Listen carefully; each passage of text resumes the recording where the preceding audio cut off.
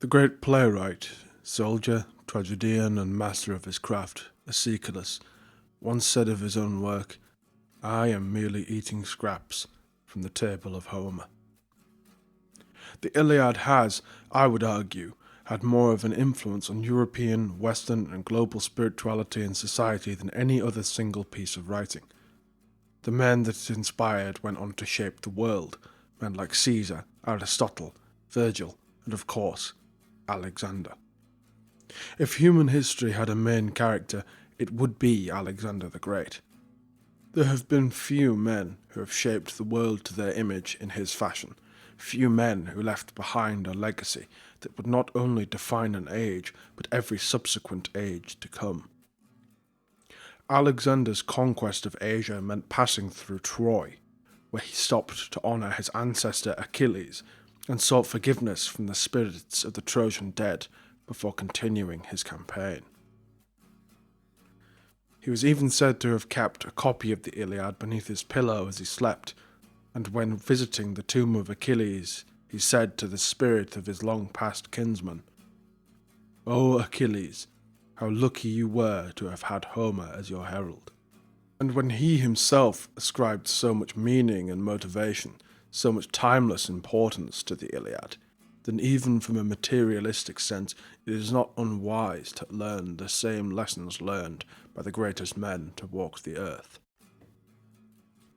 In this series, I'm going to be delving into the Iliad and elaborating on its timeless beauty, its relevance, and the hidden subtext and deeper layers contained within. Its importance and relevance can be demonstrated by its endurance. The war depicted therein, the Trojan War, was a war of such epic and glorious proportions that men even now wish to have been born with the opportunity to have fought in it. Achilles, Paris, Helen, the Trojan horse, all of these names are still well ingrained within the public consciousness, even amongst the masses who haven't even seen the 2004 movie Troy, let alone read the Iliad. This first episode will be building up a bedrock, setting a foundation for the more in-depth and specific analysis to follow, bringing up ideas and themes that are going to be explored in far deeper detail in episodes to come. So why did I choose to make this? Well, first and foremost, as a passion project. The Iliad has been the single most influential piece of work, not just on the world at large, but also on my own life, the choices I've made and the paths down which I've walked. This book is to thank for who I am, and I wish to elucidate some of the deeper meanings contained therein, the poetic genius of Homer, and things that might have been missed by readers who are not aware of the cultural context and importance of many of the elements contained within. I myself am a combat veteran, making this on leave, and I feel that as a result I can add far more of a personal attestation of the reality and relevance of Homer's work, even in the modern day, in which warfare and the way it is waged bears little functional resemblance to the charging of phalanxes and the duels of heroes. A lot of videos and discussions I've seen regarding the Iliad often only analyse it on a surface level. This isn't necessarily a bad thing, as most people will only engage with the story on a surface level. They talk about Achilles being ruled by his passions, Agamemnon being arrogant, Paris being cowardly, and Hector being noble and somewhat overbearing. They talk about Achilles' rage, about Patroclus' death, Priam coming to ask for the body of his son. It's more a discussion of basic character traits and plot points, and I feel like there is so much more to be said about the events, characters, and their driving forces. These can be better described as summaries than analysis, and it seems like I have an itch that none of these videos can quite scratch. Again, by no means are these videos low quality in any way, but they're made for a different audience. Either those who haven't read the book, people who have a passing interest in it, or those who are having to study it in academic institutions, not those of us who want to take its lessons and live them, those who have an inclination towards more martial and heroic pursuits. This analysis will be from that perspective, that being my own. one of a combat veteran, poet, and devout follower of the gods depicted within Homer's works. And equally, I feel that despite its popularity, or perhaps because of it, misinterpretations and willful ignorance of the Iliad is rife, and those who either don't understand it or don't wish to understand it often use the Iliad as a weapon to push ideas that are antithetical to its actual meaning. Of course, like all good pieces of writing, there is much left to the reader's interpretation and room for opinion and discussion, but in many cases there are absurdities that defeat much of its point. The idea of Achilles and Patroclus being in a sexual relationship being perhaps the most infamous and the most egregious of these misconceptions, completely skewing the point of the Iliad and the relationship between brothers in arms, something I will be sure to elaborate on in the future. It's proper to start, then, with a bit of background on the author himself. In many ways, Homer is somewhat of a legendary figure in his own right, with historians unsure as to whether he was the author of both his most famous epic poems, unsure as to whether he wrote all of the Homeric hymns, and unsure even of his very existence. Perhaps Homer's work is a conglomeration of several poets. Perhaps he compiled the existing legends and myths and weaved them into his epic, just as his student Virgil did many centuries later. I personally believe that he was indeed a real man inspired by the Muses, who weaved together local legends and enduring tales and experiences of those who returned from the conflict, no doubt being embellished and interweaved over the course of the Bronze Age collapse, when literacy declined almost entirely. However, it is also clear to me that whoever crafted this piece had to have seen war for themselves. The descriptions of the gore and death are far too visceral and precise, the grief too acute and personal. As a Greek friend of mine once said, Homer is the first lesson in human anatomy. Each death is given in vivid and horrifying detail, with descriptions that only could have been given by a man who knows what a weapon truly does. To give a modern equivalent, someone who knows what an artillery piece is can write about it, but only one who has been beneath the wrong side of its firing line can tell you what it truly feels like, what it does to a man. To me, therefore, it becomes clear that when Homer writes of a spear point piercing skin and flesh and passing through the body, he makes it clear which organs are ruptured, through which part the blade travels, and how quickly the soldier dies. We have all seen films of men hacking one another to death with blades, and even most regular people wouldn't be able to give such graphic detail of how a man dies at spear points. The ancients did not have the luxury of these films, and the only people who could have truly known what it looks like to watch a man die by the hand of another were those who had seen it. But ultimately, none of the historical validity of Homer's existence is truly important. All of this materialist history bickering doesn't change anything in reality. The Iliad and the Odyssey have spoken to the soul of the European people long before Heinrich Schliemann found the legendary city of Troy, and long before the Hittite tablets were discovered. Homer's work is far more real than any Wikipedia page on some battle or another, with a list of speculating archaeologists cited as sources, because such things never immerse the reader in the time and place where these events occurred. Homer has had far more of an influence on the greatest minds of our people throughout the ages than any dry recount of a military campaign waged elsewhere. The heroes he depicts and their struggles are timeless. As I will no doubt elaborate on in the future, my own conversations with friends, family, and loved ones regarding my decisions and callings, my reasons and motivations to go to war, and the struggles I've had when returning home could have been lifted straight from the pages of the Iliad.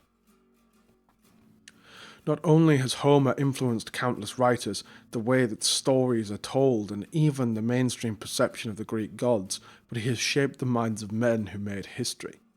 These men, towering figures whose shadows we still live in today, such as the aforementioned Alexander, as well as Julius and Augustus Caesar, Scipio Aemilianus, and other men who shaped nations and empires, all of them had their stage set by Homer. His depictions of warriors and heroes and the inevitable hardships that come with a responsibility that matches their prowess, their interactions with the gods who move them and move through them, their embrace of their fate, and their struggles to manifest it, have captured the hearts, minds, and spirits of men who have been driven to make their marks on the battlefield and the world. The idea that your fate is set, but you must lift yourself to it through toil and struggle and pursuit, rather than merely waiting for it to find you, or aimlessly wandering through a meaningless life, is an idea that we can thank Homer for crafting so brilliantly within his narratives. Without his wisdom and masterful storytelling, many of us in the modern day would have no access to such important lessons and be left to figure such things out for ourselves. And, in a world such as this, that seems to have no use for the most basic forms of masculinity and heritage, let alone ancestral heroism, such things will be difficult to learn through experience. What is the Iliad? The Iliad, meaning the Song of Ilium, the region in which the Trojan War takes place, is one of the oldest pieces of literature to be put to paper, an epic poem set in the backdrop of the legendary Trojan War. It was written down in around 800 BC, when Greek culture was going through somewhat of a renaissance after a long period known as the Greek Dark Ages, in which literacy was almost non-existent. It had, however, been a story told and passed down orally for generations, since the days of the Bronze Age collapse, which actually marked the beginning of the end for the thriving civilizations of the world. The civilizations depicted within the Iliad would have already been ancient and mysterious even to the classical Greeks, having left behind ruins and folk tales, legends and whispers before collapsing into darkness for centuries. The Achaeans, known to us as Mycenaean Greeks, would have been a mystery for around 400 years by the time Homer wrote of them, and the stories he tells us of them were far, far older than his writings. But who exactly was it written for? Learning to write was an expensive and time-consuming process, and more often than not, the creation of such expansive works would have required a patron to fund it and its author.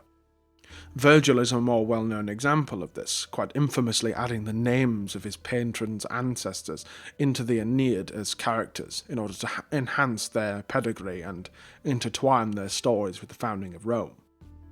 The Iliad was written in order to be performed. In many ways, though a crude comparison, it was somewhat equivalent to the action movie of the day, entertaining, thrilling, but thoughtful and demanding of investment in the plight of the heroes depicted therein. A more highbrow and aristocratic piece, of course, far more akin to something like The Northman than Fast and Furious, but nevertheless it was written to entertain, something often lost on those who study it in modern-day academic institutions. As with all Greek myths, there are layers upon layers of deeper metaphysics, philosophy, wisdom and meaning, but an understanding of these elements only enhances the experience, as the stories themselves are entertaining and thrilling, even with only a surface-level engagement. After all, the hero Theseus, venturing into the labyrinth and defeating the mighty Minotaur, is entertaining enough on its own, without the knowledge of its allegory. A man venturing into the darkest depths of himself to confront the beast within man, and that he not lose himself in the darkness, he is guided out by a woman's love and a golden thread, gold being a representation of the divine due to its radiant and unchanging nature. He emerges no longer a brave prince, but returns home as the heroic king of Athens, having mastered the beast within himself. But if you're not interested in that deeper meaning, the story of a brave hero fighting a giant bull man in a dark maze, getting the girl and coming home to become king, is a story more than engaging enough on its own. But as entertaining as it is surely supposed to be, it was written for the exact kinds of people that it still speaks to today, and thus the same kind of people it depicts: European warrior aristocracy. Many translations of epic works are not crafted by those captivated by the spirit and purpose of Homer's work, but rather by boring, stuffy academics who wish to trawl over every line and phrase until every piece of potential entertainment is squeezed dry from its pages. Homer's works are, after all, meant to entertain and captivate the reader, or originally listener, and to make them into dry and soulless study pieces is defeating the entire point of their creation in the first place. They were not written for weak, spiritless, pencil-necked university lecturers. Rather, they were written for and recounted by warriors.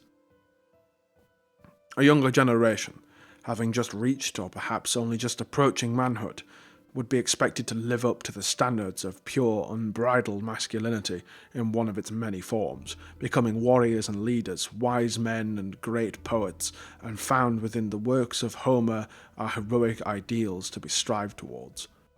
Because, rather than merely archetypes, each Homeric hero represents some ideal found within the battlefield, not just a longing for honour and glory, as all men want these. For example, Achilles finds honour and glory lacking in battle, but instead, in his grief, becomes an embodiment of the phrase, "When you set out for revenge, you must dig 2 graves." He knows that he will die in the attempt, but still sees it more important to his honour and to his grief that he must avenge his dearest friend. Odysseus, meanwhile, never wishes to go out to war. Gets by on his wits, his chief concern having always been to return to his beloved family and rule Ithaca in peace. He is a patriarch torn from his kin, and does whatever it takes to return to them, even with options given to him that few mortals could ever dream of. Each one represents a different masculine ideal that is to be strived towards by young boys and men as they grow into warriors, finding themselves in a given hero and seeking the best way to emulate him. It may also in some way prepare them for the inevitabilities that will find them in battle. None who have not been in war can ever truly understand, but for the uninitiated, these poems may serve as a primer as such, in order to help warriors who experience new and terrible things make sense of it all, knowing in some ways what to expect, even if nothing can truly prepare them for how it will affect them. It would not just teach them about the roar and deafening din of battle, the clashing of swords and spears, but also the pain and grief of loss, the embrace of fate and an inevitable death. Seeing comrades fall and being separated from your home and family for so long, only to find that it has changed upon your return, and not necessarily for the better. Experienced warriors may also be motivated by these poems, that they might win everlasting fame and eternal glory, that their name might too be sung throughout the ages and their deeds remembered for all of time. It might spur them on to deeds of great bravery and heroism, and remind them that even if they fall in battle, then similar tales will be recounted of their own exploits, and that they might in this way become immortal, giving them one less reason to fear death, which can find them at any time. And finally, old warriors, long past their prime, no longer able to wield a spear and shield as they once had, having lost more friends and sons than one could count, could, through these poems, relive their glory days, finding pieces of themselves and their own deeds of valour within these heroes. Or they might through their own pain, grief, and suffering, their own loss of their comrades and heartache at the separation from their families that they must endure, mirrored in these heroes, who themselves suffer hardships unimaginable to those who have not experienced war. Perhaps their friends and homes had long since fallen, and they had been spared the fate that befell their comrades, much to their own dismay. The events of the Iliad are thought to take place around 1200 BC, at the twilight of the Bronze Age, where civilizations collapsed, raids and wars began suddenly, and short lives would often come to a very sharp and sudden end. The ships, swords, and shields described throughout, even the armour, helmets, and equipment seemed to match what was used during the era of Mycenaean Greece, with obvious influence from the more contemporary ideals of heroic armour, shields, and weapons. But the iconic boar tusk helmets and figure-of-8 shields, both of which had long fallen out of use by Homer's time, both make an appearance in the hands of warriors. But in regards to historical accuracy, how much of the war happened as Homer recounts, it can be difficult to know for certain. It was believed for centuries that the entirety of the Iliad was a fantasy, a fabrication harkening back to a bygone era of heroes. But when the amateur archaeologist Heinrich Schliemann followed the clues left in Homer's works while scouting through Anatolia, lo and behold, he found the legendary city, having all the signs of a devastating raid in around 1200 BC. More incredibly, in the tablets of the Hittite Empire, we have the names and dealings they had with the Achaeawa people, known as Achaeans to us, and one of their kings, Atreu, known to us as Atreus, father of Agamemnon and Menelaus. We know that they fought a war against the kingdom of Wilusa, which appears to have been a vassal state of the Hittite Empire. Wilusa being the Hittite name of Ilusa, or Ilum, the region from which the Iliad takes its name. It was ruled at the time by a warrior king Priama, who had at times rebelled against his Hittite overlords, and his son Alexandru, the leader of the army and a devout follower of the god Apollonius, by whom he swears oaths, regarding the god as the protector of his army. It's easy to see that these two men are King Priam and Prince Paris Alexander, who are protected by the archer god Apollo throughout the course of the Iliad. So, what is the Iliad really about? To answer that question, let us first address what the Iliad is not about. It's not about the abduction of Helen and the subsequent campaign to get her back. The abduction itself is of course mentioned throughout, but only ever referenced to as an event that took place many years ago. Equally, the Trojan horse is mentioned only in passing. More time is given to the story of Bellerophon, the heroic grandfather of one of the Lycian warriors, than to the depiction of Helen's abduction, or the Trojan horse. In fact, every event depicted as directly unfolding over the course of the book happens over a period of around 2 weeks. I don't like to use the remark as an example for anything other than cowardice, but in this case, his work, especially the recent film based on it, is applicable. It would be akin to saying all quiet on the Western Front, or its far superior and often ignored counterpoint, Storm of Steel, is about World War I. The Wikipedia page on World War I is about World War I. These books are about the men who fought in it and how it affected them. The Iliad is not about the mustering of an armada of heroes, ships and baggage trains, or the tactics and reasons involved. It's not about the control of the Aegean, trade routes or tin mines, or anything else that may have motivated the historical Achaean raid into Troy. It's not even really about the war itself, as between the plot's beginning and end, no ground is taken or lost by either side. And, as much as I love Lindy Beige, and thoroughly distrust anyone who doesn't, reducing the Iliad to a message about an almost Christian form of forgiveness is both a gross oversimplification of such a complex idea that is only a piece within a much larger and even more complex narrative and interweaving of themes, and I would also argue that Achilles doesn't really forgive Priam and Hector as much as he shares in their collective grief, which is another idea that I would like to elaborate on at a later point. Rather, the Iliad is about what war brings, what it does to people and places. The men who fight in it turned into wild beasts hungry for slaughter, moved to both brave and heinous deeds, stricken with rage and loss, covered in blood-soaked glory and victory. The women and children left behind in a foreign land, or living with the endless dread of an enemy army outside the walls, knowing what terrible fates await them if their defences fail, and the heart-wrenching goodbyes given in terror that their menfolk will never return. The mothers and fathers who have to see their sons slaughtered before them, and the land stripped barren to build warships. It's about the heroic feats of brave warriors, noble aristocrats who fight for honour and glory in ways that have resonated throughout the European consciousness for millennia. Ultimately, the Iliad is about how war affects people. Not just Achaeans and Trojans, but people. So what happens in the Iliad? The plot of the book is arguably the biggest misconception held by those who haven't read the book for themselves. The book begins with Agamemnon's arrogance causing Apollo to send a plague upon the Greek camp, before his further arrogance has him seize the war bride of Achilles for himself. Achilles then refuses to fight, and the Greeks suffer losses and attrition, and the fighting is somewhat of a stalemate. The Trojans begin to gain the upper hand. Eventually, the closest friend and comrade of Achilles, Patroclus, goes out to fight the Trojans in his place, and is slain by Prince Hector, the champion of the Trojans. Achilles re-enters the battlefield and slays Hector, refusing to allow him to be buried, until the Trojan king sneaks into the camp and the two weep over their collective grief.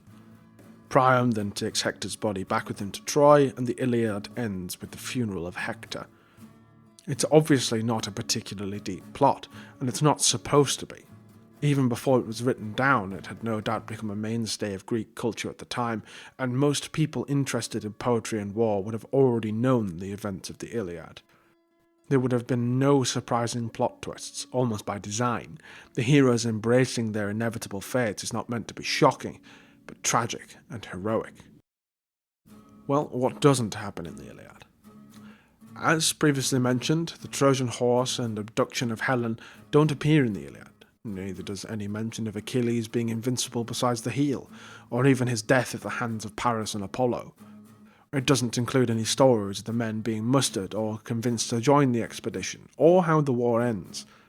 While that might not be the most satisfying conclusion in terms of modern and plot-based storytelling, with very little establishment of the war and its root cause beyond Helen's abduction, and very little in the way of concluding the war itself, as previously said, this book is not about the war, but the way that war affects the men who fight in it, and the families left behind. The Iliad stands apart from other works in countless ways, not only due to its age and storytelling conventions that are so far removed from the most contemporary writing, but due to the way that it approaches familiar ideas and themes, like war and death, and depicts them in a way that flinches neither from the glory earned by the heroes on the battlefield, nor the sorrow and grief that war leaves in its wake. It doesn't glorify war in the modern sense. In many pieces of modern media, and even those dating back a few hundred years, the idea of glorifying war has in fact been the opposite. What this means in the modern sense is that all aspects of struggle and tragedy are removed, besides a few dramatic deaths of token side characters, and the protagonists are free to mow down countless hordes of paper people, each of whom is a cartoonishly evil cardboard cutout of someone who opposes the military-industrial complex, or a generically evil imperialist who can be mowed down in their thousands without any moral qualms or considerations because they're the bad guys. And as long as plucky, freedom-loving teenagers exist, they don't stand a chance. The moral weight placed upon the psyche of these plucky young characters thrust into adventure when they have to take countless numbers of human life is entirely ignored. There is no weight to each kill because they're not killing human beings. There is no glory to their fight because they don't have to struggle for it. The word protagonist literally means the one who struggles, and to ignore the horrors and hardships of war is not glorifying it, but rather the opposite. By making it seem like some consequence-free fun time for all involved, you do not add to the glory of those who fight, but reduce it and render it meaningless. Homer avoids this entirely. Almost every man who dies is given a name, an ancestry, a family, and a home, and it is recounted what kind of life he left behind and who will mourn him in his absence. Each man who falls is a human being in full, often far too young to meet their end in such a tragic fashion. To pretend that this is not the case in real wars, from the first battles of Neolithic Europe to the Trojan War to Afghanistan and Ukraine, the fact that real young men on both sides with families and lives are falling amongst the fray is a disservice to them. Their valiant efforts to fight for what they believe in, whether it be their country, the lives of their comrades, their honour, or simply their duty, should never be diminished. And stripping the dead of their humanity does nothing to increase the glory of either those slain or those who have slain them. Modern warfare, as mechanized and industrialized as it is, requires a certain dehumanization of the enemy in the minds of many of those who fight, and our war-related media. With this form of fighting from a distance, with long-range weapons like rifles or artillery, some sense of dehumanization of the target is inevitable. But warfare during the days of the Trojan War and beyond was an entirely different affair. You had to be up close and personal with your foe, as the two of you did your very best to kill one another, seeing eye to eye, and Homer never shies away from depicting just that.